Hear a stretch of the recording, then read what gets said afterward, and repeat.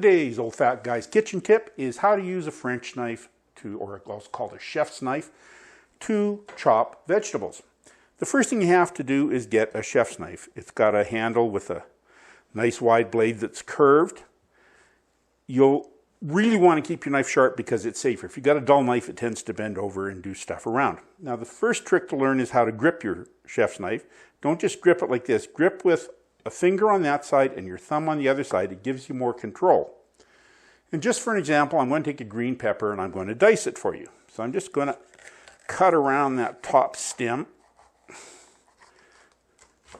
Now, when you're going to dice something, the trick is to get it in long, thin slices first. So we'll just break that into chunks and take out the membrane in the center because we don't want that in our finished product.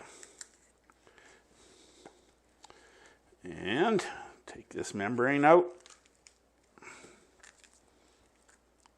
And then once you've got the membranes out, just cut so that it lies a little flat. So cut that piece off there and that piece off there. We'll chop them up later. So you're going to take your pepper sections and put them flat on the board. Hold the knife like I showed you.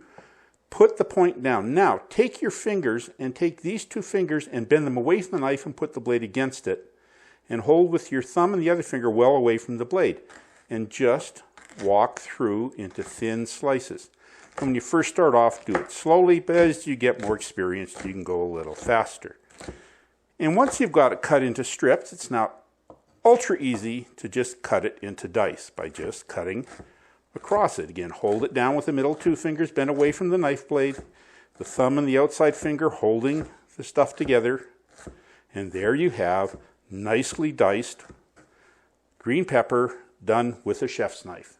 Another tip from David Farrell, the Old Fat Guy.